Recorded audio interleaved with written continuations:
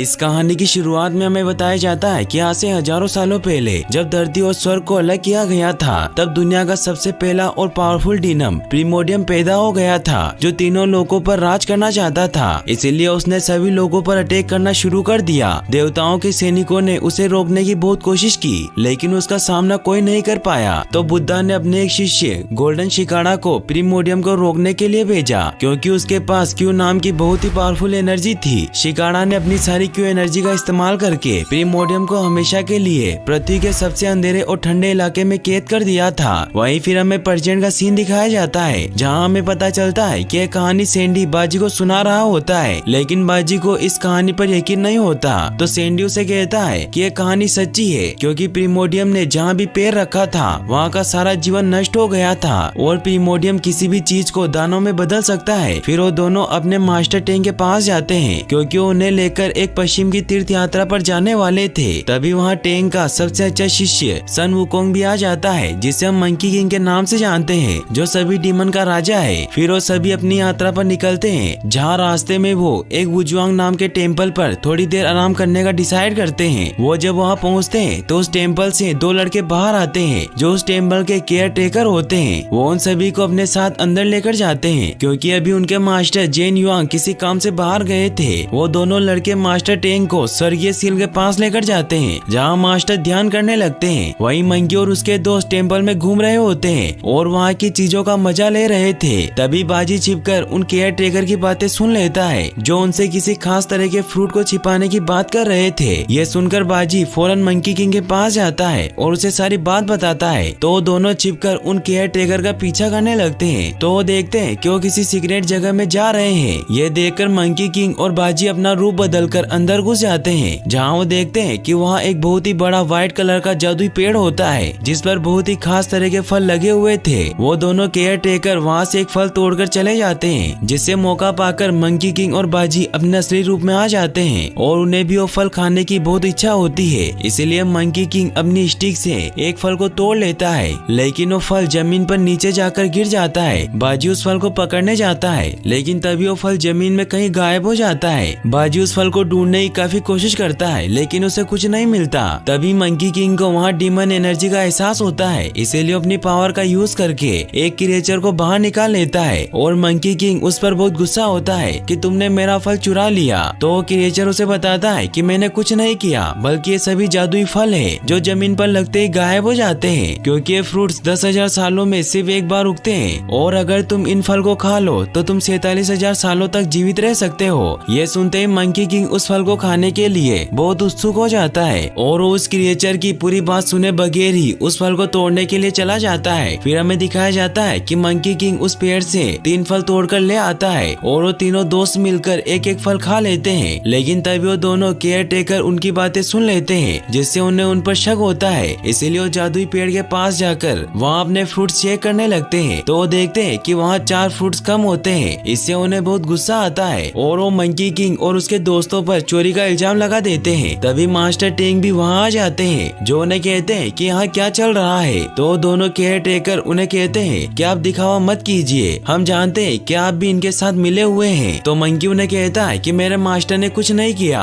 वो फ्रूट्स मैंने तोड़े थे, इसीलिए अगर तुम्हें पनिश करना है तो मुझे पनिश करो। तो दोनों लड़के मंकी किंग पर अटैक कर देते हैं। मंकी किंग उनसे बचता जाता है। मास्टर टेंग उन दोनों लड़कों से कहते हैं कि मंकी किंग को परेशान मत करो। तो दोनों मास्टर से कहते हैं कि आप भोला बनने का दिखावा मत कीजिए, हम जानते हैं कि आपने भी वो जादुई फल खाया है। तो मंकी किंग को इससे बहुत ज्यादा गुस्सा आने लग जाता है, क्योंकि वो अपने मास्टर की बेइज्जती बर्दाश्त नहीं कर सकता था। इसलिए वो उन दोनों को गुस्से में कहता है कि अब मैं तुम्हारे पेड़ को ही नष्ट कर दूंगा। टेंग उसे शांत करने की कोशिश करते हैं, लेकिन वो दोनों लड़के मंकी किंग का मजाक उड़ाने लगते हैं कि तुम एक मामूली राक्षस हो जो बुराई के सिवा कुछ नहीं कर सकता। तो मंकी किंग को इससे बहुत गुस्सा आता है और वो अपनी मैजिकल स्टिक बाहर निकालकर उस पेड़ को डिस्ट्रॉय करने के लिए चला जाता है। वो उस पेड़ के पास जाकर सारे फ्रूट्स को तोड़कर नीचे गिरा देता है, जिससे वो सभी फ्रूट्स नीचे गिरकर गायब हो जाते हैं। केयर टेकर मंकी किंग को रोकने की कोशिश करते हैं, लेकिन वो कुछ नहीं कर पाते। फिर मंकी किंग अपनी स्टिक का साइज बहुत बड़ा करके उस पेड़ को पूरी तरीके से तोड़ देता है। तभी जेन युआंग भी अपने शिष्यों के साथ वहाँ आ जाते हैं और वो अपने सभी शिष्यों को जादुई पेड़ के चारों तरफ एक कवच बनाने को कहते हैं, ताकि वो उसके अंदर के शैतान को बाहर आने से रोक सके। वो सभी शिष्य मिलकर एक बहुत ही जटिल सुरक्षा कवच बना लेते हैं। तभी मास्टर टेंग जेन युआंग से माफी मांगते हैं कि मेरे शिष्यों से गलती हो गई, लेकिन जेन युआंग उन्हें कहते हैं कि इन्हें इनके किए की सजा जरूर मिलेगी। ये कहकर वो मंकी किंग और उसके दोस्तों पर अटैक कर देते हैं, जिससे उन चारों के बीच फाइट होना स्टार्ट हो जाती है। तभी वो कवच क्रैक होने लगता है और प्रीमोडियम धरती की गहराइयों से बाहर निकल आता है। वो जैसे ही बाहर निकलता है तो उसकी नजर टेंग पर पड़ती है, जिससे उसे लगता है कि वो गोल्डन शिकारा है, इसलिए वो उसे पकड़कर अपने साथ ले जाता है। वहीं मंकी किंग और जेन युआंग के बीच अभी भी फाइट चल रही होती है और जेन युआंग इस फाइट को रोकने के लिए मंकी किंग और उसके दोस्तों को एक शील्ड में बंद कर देते हैं। मंकी किंग उस शील्ड को तोड़ने की बहुत कोशिश करता है, लेकिन वो उस शील्ड को नहीं तोड़ पाता। जेन युआंग उसे बताते हैं कि तुमने बहुत बड़ा अपराध किया है, क्योंकि ये कोई आम पेड़ नहीं था, बल्कि इसे क्यू ऊर्जा द्वारा बनाया गया था और इसके नीचे बहुत ही खतरनाक शैतान प्रीमोडियम कैद था, लेकिन तुम्हारी गलती की वजह से वो आजाद हो गया। तो मंकी किंग उसे कहता है कि वो सिर्फ एक मॉन्स्टर ही तो है, इसीलिए मैं अपने मास्टर को बचाने जा रहा हूँ। तो जेन युआंग उसे कहते हैं कि कहना बहुत ही आसान होता है, लेकिन करना उतना ही मुश्किल, क्योंकि 3 दिन बाद प्रीमोडियम अपने पुराने शक्तिशाली रूप में वापस आ जाएगा और वो तुम्हारे मास्टर को निगल लेगा, क्योंकि तुम्हारे मास्टर टेंग ही गोल्डन शिकारा के 10वें अवतार है। इसीलिए अगर उसने तुम्हारे मास्टर की शक्तियाँ हासिल कर ली तो वो बहुत ताकतवर हो जाएगा, जिसे कोई रोक नहीं पाएगा और वो तीनों लोगों को अपने वश में कर लेगा। तो मंकी किंग उन्हें कहता है कि ऐसा कोई डीमन नहीं है जिसे मैं वश में नहीं कर सकता, इसीलिए मैं अपने मास्टर को बचा लूंगा। तो जेन युआंग उसे एक मौका दे देते हैं। फिर मंकी किंग अपने दोस्तों के साथ वहाँ जाने की तैयारी करने लगता है। तभी हमें दिखाया जाता है कि उस जादुई पेड़ से क्यू एनर्जी निकलकर मंकी किंग के बैग में उनके साथ चली जाती है। वहीं दिखाया जाता है कि प्रीमोडियम टेंग को लेकर एक माउंटेन की तरफ बढ़ रहा होता है और उसके रास्ते में जितने भी जीवित जीव जंतु आते हैं उन्हें उसकी डार्क एनर्जी उन्हें डीमन में तब्दील कर देती है। प्रीमोडियम जब उस पहाड़ तक पहुंचता है तो वहाँ बहुत सारे डीमन उस पर अटैक करने आने लगते हैं, लेकिन जब प्रीमोडियम उन डीमन के लीडर को बताता है कि वो प्रीमोडियम है तो वो सभी डरकर उसके सामने घुटने टेक लेते हैं। फिर वो सभी को कहता है कि जब तक मैं अपने असली रूप में नहीं आ जाता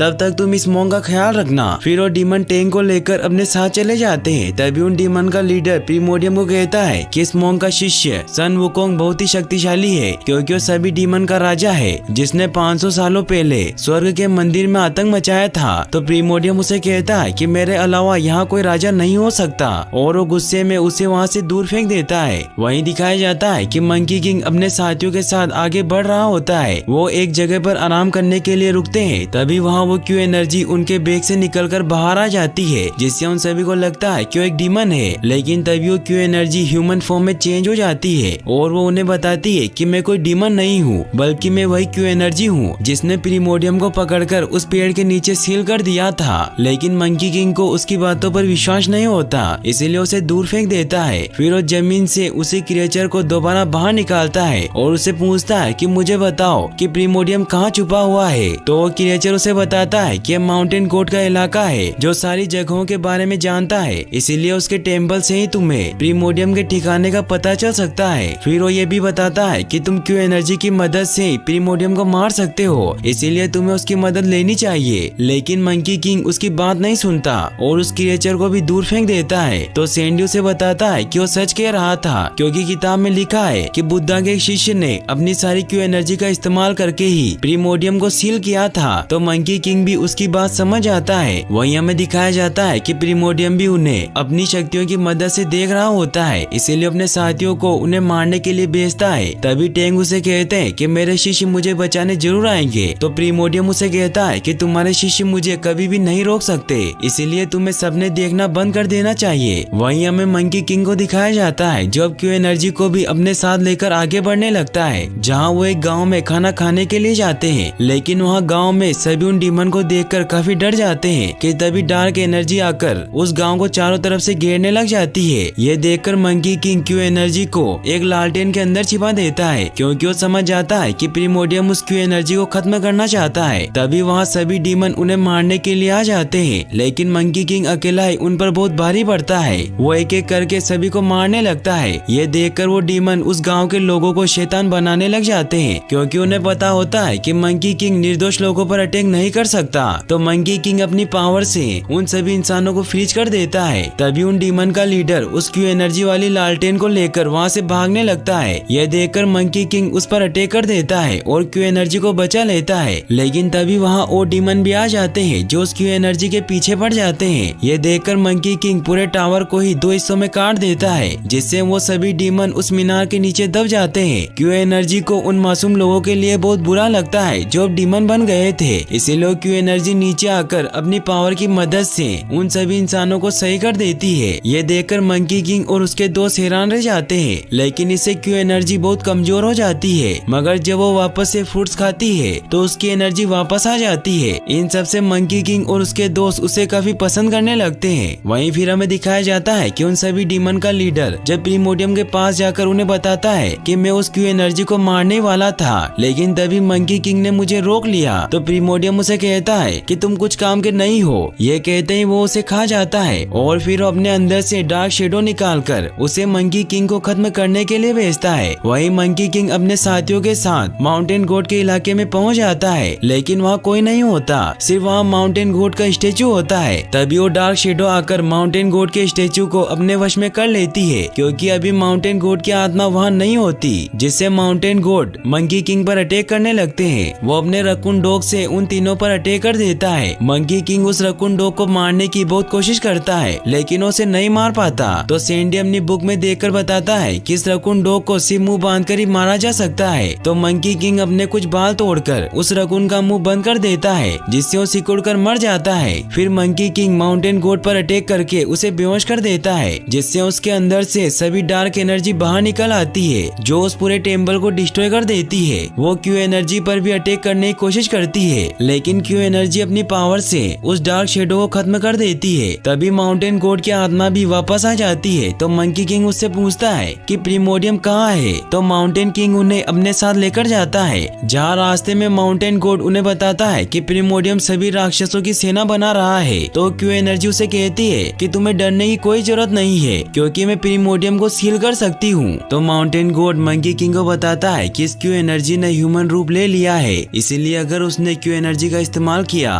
तो क्यू एनर्जी पूरी तरीके से खत्म हो जाएगी। इसका मतलब ये है कि उसका पुनर्जन्म नहीं होगा। इन सब से वो सभी काफी सैड हो जाते हैं। फिर माउंटेन किंग उन्हें वो मिलेनियन पर्वत दिखाता है जहाँ प्रीमोडियम छिपा हुआ था, लेकिन उन्हें कहता है कि मैं आपके साथ नहीं चल सकता। तो मंकी किंग उसे जाने देता है और साथ ही वो उसके रकून डॉग को भी फिर से ठीक कर देता है। माउंटेन गोड इससे बहुत खुश होता है और उसे कहता है कि प्रीमोडियम से जीतना बहुत मुश्किल है, इसीलिए मेरी बात मानो और बुद्धा से सहायता मांगो। लेकिन मंकी किंग उसकी बात नहीं सुनता, तो वहाँ से चला जाता है। वहीं हमें दिखाया जाता है कि सभी ताकतवर डीमन मिलेनियम पर्वत पर इकट्ठा होते हैं, क्योंकि अब वो वक्त आ गया था जब प्रीमोडियम अपने असली रूप में आने वाला था और कुछ ही देर में प्रीमोडियम अपने असली रूप में आ जाता है। वहीं हमें दिखाया जाता है कि मंकी किंग और उसके साथी एक जगह पर आराम करने के लिए रुकते हैं, क्योंकि वो सब नहीं चाहते थे कि क्यू एनर्जी प्रीमोडियम से लड़ते वक्त मारी जाए, इसीलिए उसे वहीं सुलाने की कोशिश करते हैं। लेकिन क्यू एनर्जी को नींद नहीं आ रही थी। वो मंकी किंग से कहती है कि अब तो हम दोस्त बन गए हैं, इसीलिए तुम मेरा नाम रख सकते हो। तो मंकी किंग उसका नाम फ्रूटी रखता है। क्यू एनर्जी को भी वो नाम बहुत अच्छा लगता है। फिर वो मंकी किंग से पूछती है कि तुम्हारा नाम सन वुकोंग किसने रखा था। मंकी किंग उसे कहता है कि मेरा ये नाम मेरे मास्टर ने रखा था, क्योंकि मेरे कोई माँ बाप नहीं है, मैं पत्थर से पैदा हुआ था, इसीलिए तुम चुपचाप सो जाओ, क्योंकि मैं एक बुरा डीमन हूँ जो बुराई के सिवा कुछ नहीं कर सकता।